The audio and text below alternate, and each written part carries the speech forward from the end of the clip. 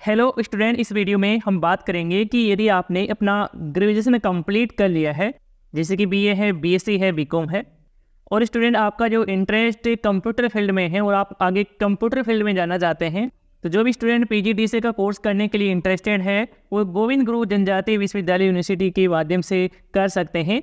Course करने के लिए आपको इसके लिए एडमिशन के लिए अपना ऑनलाइन फॉर्म है वो आपको भरना होगा। फॉर्म आपको कैसे क्या भरना है ये जानकारी जानने के लिए इस वीडियो में एंड तक बने रहिए।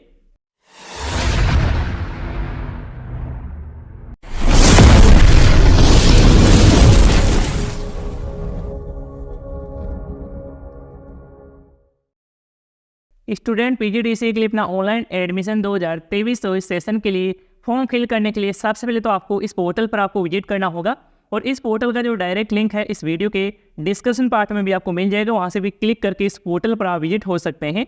तो जैसे आप पोर्टल पर विजिट करेंगे तो इस प्रकार से आपके सामने इंटरफेस है वो देखने को मिलेगा, और आप नीचे की तरफ स्क्रॉल करके आएंगे तो यहाँ पर आपको एडमिशन के रिगार्डिंग नोटिफिकेशन भी आपको देखने को मिल जाएगा। तो आप इस नोटिफिकेशन को डाउनलोड करके इस नोटिफिकेशन में जो भी जानकारी दी गई है वो आप अपने अकॉर्डिंग चेक है वो कर सकते हैं। तो मैं आपको फॉर्म फिल का जो प्रोसेस है वो बताता हूँ। तो एडमिशन के लिए ऑनलाइन फॉर्म फिल करने के लिए आपको ऊपर की तरफ आ जाना है, और यहाँ पर आपको रजिस्ट्रेशन फॉर एडमिशन 2023-24 करके आपको एक लिंक दिखाई दे रहा है फर्स्ट में ही, आपको इसी पर क्लिक करना है। तो क्लिक करते ही स्टूडेंट इस तरह से आपके सामने रजिस्ट्रेशन फॉर्म ओपन हो जाता है। तो इस रजिस्ट्रेशन फॉर्म में सबसे पहले तो आपको एप्लीकेंट का जो नाम है वो यहाँ पर आपको फिल करना है, एप्लीकेंट का जो फादर का नाम है वो यहाँ पर आपको फिल करना है, एप्लीकेंट का जो मदर का नाम है वो यहाँ पर आपको फिल कर देना है। ये जो नाम की एंट्री है वो आपको अपने 10th क्लास की मार्कशीट के अकॉर्डिंग ही यहाँ पर आपको दर्ज करना होगा। इसके बाद आपको अपनी ड्यूवी है, डेट ऑफ बर्थ है वो यहाँ से आप सिलेक्ट कर लेंगे। इसके बाद में आप नीचे की तरफ आते हैं तो यहाँ पर आपको स्टूडेंट का जो एक्टिव मोबाइल नंबर है, चालू मोबाइल नंबर है वो यहाँ पर आपको फिल करना है। इसके बाद में स्टूडेंट की एक वैलिड ईमेल आईडी है वो यहाँ पर आपको दर्ज करना है। इसके बाद में स्टूडेंट आपको लॉगिन करने के लिए एक पासवर्ड भी क्रिएट करना होगा। तो आप अपने अकॉर्डिंग आप अपने हिसाब से पासवर्ड वो क्रिएट कर सकते हैं, तो जो भी आप रखना चाहते हैं वो इसमें यहाँ पर डाल देंगे। इसके बाद में आपको पासवर्ड को कन्फर्म करना है, यानी कि यहाँ पर आपने जो पासवर्ड दर्ज किया है वही पासवर्ड इसमें यहाँ पर आपको दर्ज कर देना है। इसके बाद में आपको एप्लीकेंट की जो पासपोर्ट साइज में फ़ोटो है वो यहाँ पर आपको अपलोड करना है, और यहाँ पर आपको सिग्नेचर है वो यहाँ पर आपको अपलोड करना है। तो पासपोर्ट साइज फ़ोटो और सिग्नेचर की साइज है और आप किस प्रकार से कन्वर्ट कर सकते हैं, तो ये जानना चाहते हैं तो उस वीडियो का लिंक इसी वीडियो के नीचे डिस्क्रिप्शन पार्ट में आपको मिल जाएगा, चाहे तो आप उस वीडियो को देख सकते हैं। तो यहाँ पर अपने फ़ोटो और सिग्नेचर अपलोड कर देंगे। इसके बाद में स्टूडेंट यहाँ पर आपको एक कैप्चा नज़र आ रहा है इस पिक्चर में, जो भी आपको नज़र आ रहा है इसमें यहाँ पर आपको दर्ज करना होगा। और यदि आपको एक बार में इस पिक्चर में दिया गया जो भी नंबर है, जो भी करेक्टर है वो आपको समझ में नहीं आ रहा है, तो यहाँ पर आप इस पर क्लिक करके रिफ्रेश भी कर सकते हैं। इसके बाद में आपको सबमिट वाले बटन पर आपको क्लिक कर देना है।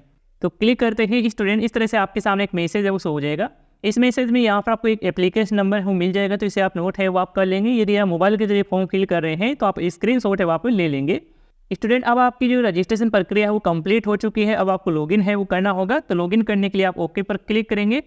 देन यहाँ पर आपके सामने लॉगिन सेक्शन है वो ओपन हो जाएगा। इसमें आपका जो एप्लीकेशन नंबर है, एप्लीकेंट का नाम है, एप्लीकेंट का मदर का नाम है, वो डीओवी है, जो भी आपने जानकारी रजिस्ट्रेशन फॉर्म में फिल की थी वो यहाँ पर आपको सामने देखने को मिल जाती है। इसके बाद में आपने जो भी पासवर्ड क्रिएट किया है रजिस्ट्रेशन फॉर्म में वो यहाँ पर आपको डालना है। इसके बाद कैप्चा डालकर आप लॉगिन कर लेंगे। इसके बाद में स्टूडेंट आप सक्सेसफुली लॉगिन हो जाएंगे, और यहाँ पर आपके सामने इस प्रकार से डैशबोर्ड है वो नजर आएगा। तो इसमें यहाँ पर आपको मेन्यू बार दिखाई दे रहा है, इस पर आप क्लिक करेंगे। तो जैसे आप क्लिक करेंगे तो इस प्रकार से आपके सामने फॉर्म फिल करने के जो स्टेप है वो देखने को मिलेंगे। पहला है वो जनरल डिटेल्स के लिए है, और दूसरा है क्वालिफिकेशन एग्जाम डिटेल्स का है, और तीसरा पेमेंट करने के लिए ऑप्शन दिया गया है। तो पहले हम जनरल डिटेल्स को फिल करेंगे। तो मैं यहाँ पर जनरल डिटेल्स पर क्लिक करता हूँ। तो आपके सामने जनरल डिटेल्स फिल करने के लिए स्टेप है वो ओपन हो जाता है। तो इस स्टेप में आपकी जो जानकारी है आपके रजिस्ट्रेशन फॉर्म में जो भी आपने जानकारी फिल की थी ऑटोमेटिकली यहाँ पर फेच है वो कर ली गई है, लेकिन इसमें जो भी जानकारी कमी रह जाती है उसको जानकारी को आपको फिल करना है। जैसे कि यहाँ पर आपको पेरेंट्स का ऑक्यूपेशन है वो आपको नहीं दे रखा है, तो यहाँ पर आपको ऑक्यूपेशन है इनकी वेबसाइट है वो यहाँ पर आपको डालना होगा। इसके बाद में आपको पेरेंट्स का जो मोबाइल नंबर है, एक्टिव मोबाइल नंबर है वो यहाँ पर आपको दर्ज करना होगा। इसके बाद में आपकी जो फैमिली की जो आय है, इनकम है वो कितनी क्या है वो यहाँ पर आपको डालना होगा। इसके बाद में आपको एप्लीकेंट का जो जेंडर है वो यहाँ से आप सेलेक्ट कर लेंगे। तो जो भी कैंडिडेट अप्लाई कर रहे हैं वो आप अपने अकॉर्डिंग सेलेक्ट कर लेंगे। इसके बाद में आपको एप्लीकेंट की जो कैटेगरी है वो आपको सिलेक्ट करना होगा। तो एप्लीकेंट की कैटेगरी में यहाँ पर देख सकते हैं कि एससी है, एसटी है, ओबीसी है, जनरल है। तो जिस भी कैटेगरी से आप बिलोंग करते हैं अपनी कैटेगरी है वो यहाँ से आप सिलेक्ट कर लेंगे। नीचे की तरफ आएंगे तो यहाँ पर आप देख सकते हैं कि यदि आप डिसेबिलिटी है, कि आप में किसी प्रकार की अपंगता है, तो इसमें आप यस का चेंज है वो कर सकते हैं, नहीं है तो आप नो का चेंज कर लेंगे। इसके बाद आप नीचे की तरफ आते हैं तो यहाँ पर आपको डोमिकल स्टेट यानी कि आपका मूल निवास राज्य जो भी है वो यहाँ से आप सिलेक्ट कर लेंगे। जैसे कि मैं अपना राज्य राजस्थान है वो सिलेक्ट कर लेता हूँ। इसके अलावा स्टूडेंट यदि आपके वार डिफेंस लागू होता है तो यहाँ पर आप यस का चेंज करेंगे, नहीं लागू होता है तो नो का चेंज कर लेंगे।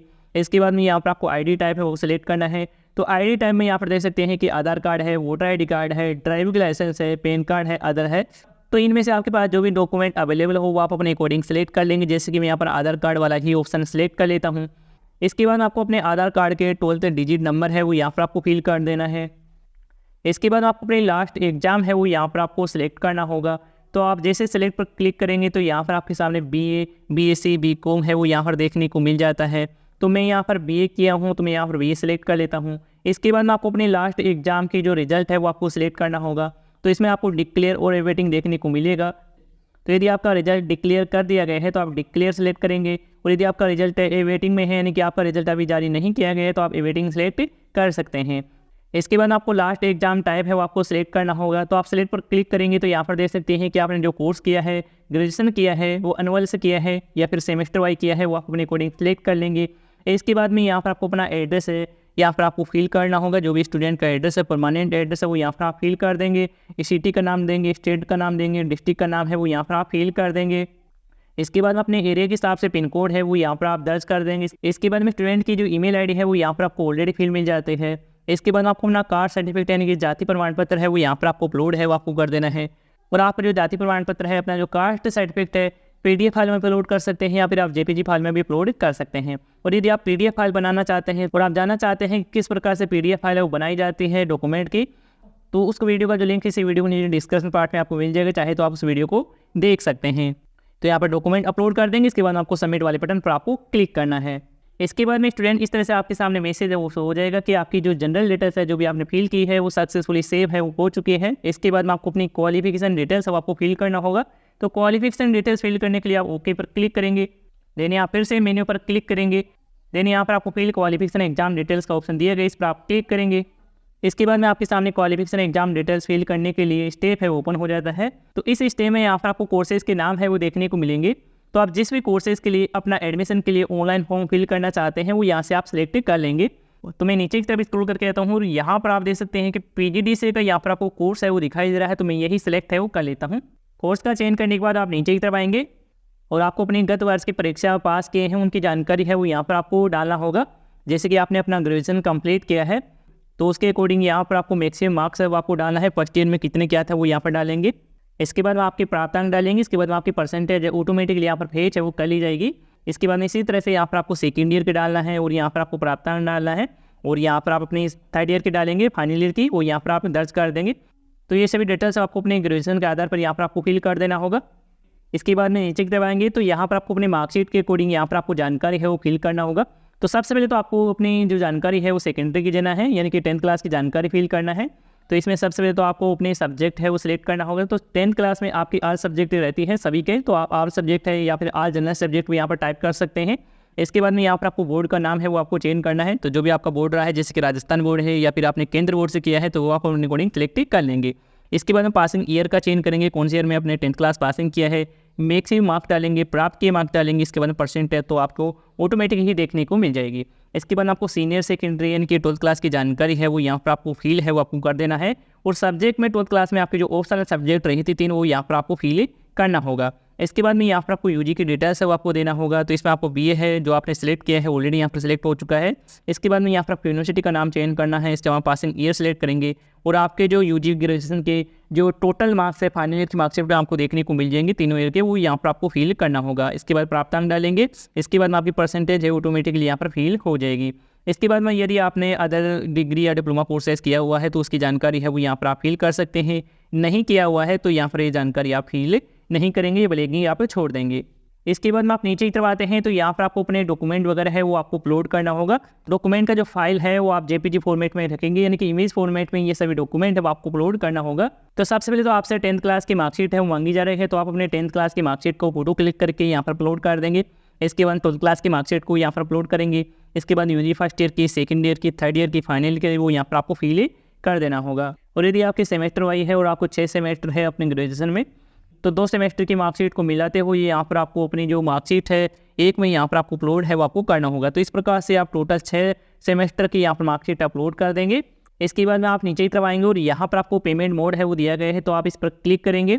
देन यहाँ पर आपको पेटीएम ऑनलाइन पेमेंट का एक गेटवे है वो दिया गया है, तो आप इसे सिलेक्ट कर लेंगे। इसके बाद आपको सबमिट वाले बटन पर आपको क्लिक करना है। तो क्लिक करते ही स्टूडेंट इस तरह से आपके सामने पेमेंट इनवॉइस है वो देखने को मिल जाते हैं। तो इस पेमेंट इनवॉइस में यहाँ पर आपकी जो जानकारी है वो देखने को मिल जाती है। तो आपको एक बार अच्छे से जो भी जानकारी इसमें दी गई है चेक कर लेना है, पूरी जानकारी सही है, इसके बाद में ही आपको पेमेंट है वो आपको करना है। तो पेमेंट कितना क्या करना है वो यहाँ पर आप देख सकते हैं कि 100 रुपये का आपको पेमेंट है वो करना होगा। इसके बाद में ही ये जो फाइनल जो फॉर्म है वो सबमिट हो पाएगा।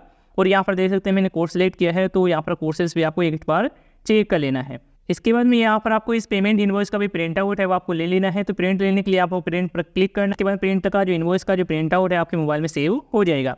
इसके बाद में स्टूडेंट इस तरह से आपके सामने पेटीएम का पेमेंट गेटवे है ओपन हो जाता है। तो स्टूडेंट यहाँ पर आपको QR कोड दिया गया है, तो आप अपने फ़ोनपे, पेटीएम, गूगल पे इस QR कोड को स्कैन करके पेमेंट है वो कर सकते हैं। या फिर आप नीचे की तरफ आते हैं तो यहाँ पर आपको UPI और क्रेडिट कार्ड, डेबिट कार्ड का भी ऑप्शन मिल जाता है, या फिर नेट बैंकिंग से भी आप पेमेंट है वो कर सकते हैं। जैसे कि मैंने यहाँ पर डेबिट कार्ड सेलेक्ट किया है, तो आपको उसका जो कार्ड नंबर है वो यहाँ पर आपको फिल करना होगा। एक्सपायर ईयर है, मंथ है वो यहाँ पर आपको फिल करना होगा। CVV नंबर है वो यहाँ पर आपको फिल करना होगा। तो ये जानकारी आप अपने डेबिट कार्ड की फिल कर देंगे। इसके बाद आपको पे पर क्लिक करना है। तो जैसे आप पे पर क्लिक करेंगे तो आपके बैंक से कनेक्टेड मोबाइल पर एक OTP आएगा। OTP आते ही आपको डाल देना है। इसके बाद आपका पेमेंट है वो सक्सेसफुली हो जाएगा। जैसे आपका पेमेंट है वो सक्सेसफुली होगा तो आपके सामने एडमिशन फॉर्म का जो फाइनल जो प्रिंट आउट है वो देखने को मिल जाएगा।